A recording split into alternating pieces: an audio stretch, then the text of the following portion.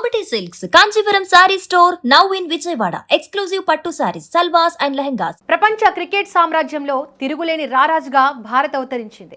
నిన్న అహ్మదాబాద్ వేదికగా న్యూజిలాండ్ను మట్టి కరిపించి టీ20 ప్రపంచ కప్ను ముద్దాడిన టీమిండియా ఇప్పుడు ఆనందంలో మునిగి తేలుతోంది. అయితే ఈ విజయం కేవలం ఆరంభం మాత్రమేనని, అసలైన వేట ఇప్పుడే మొదలైందని కెప్టెన్ సూర్యకుమార్ యాదవ్ బాంబు పేల్చాడు. గెలిచిన ఊపులోనే తన తదుపరి లక్ష్యాన్ని ప్రకటించి యావత్ క్రీడాలోకాన్ని ఆశ్చర్యపరిచారు.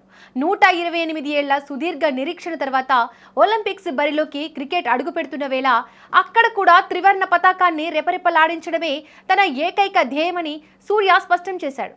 ఈ ప్రకటనతో భారత క్రికెట్ అభిమానుల్లో కొత్త ఉత్సాహం నెలకొంది. క్రికెట్ ప్రపంచంలో భారత్ సృష్టించిన ప్రభంజనం అంతా ఇంతా కాదు. 96 పరుగుల భారీ తేడాతో కివీస్ జట్టును చిత్తు చేసి ప్రపంచ కప్ను కైవసం చేసుకున్న తర్వాత టీమిండియా కెప్టెన్ సూర్యకుమార్ యాదవ్ తన వ్యూహాలను బయటపెట్టాడు.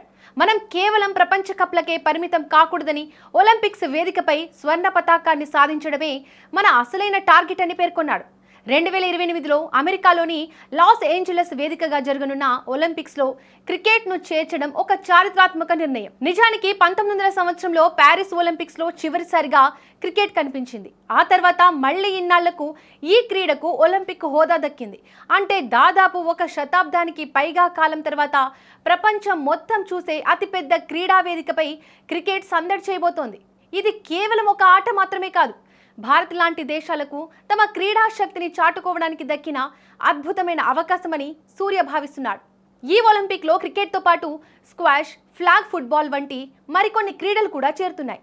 అయితే అందరి దృష్టి మాత్రం క్రికెట్ పైనే ఉంది.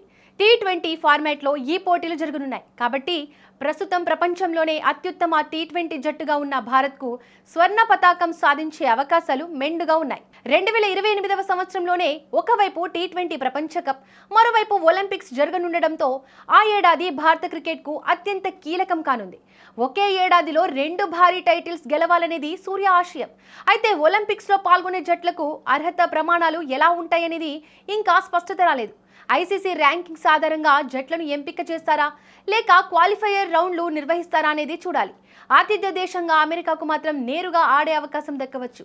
ఏది ఏమైనా సూర్యకుమార్ యాదవ్ నాయకత్వంలోని టీమిండియా ఇప్పుడే తన అమ్ముల పొదిలో అస్త్రాలను సిద్ధం చేసుకుంటోంది.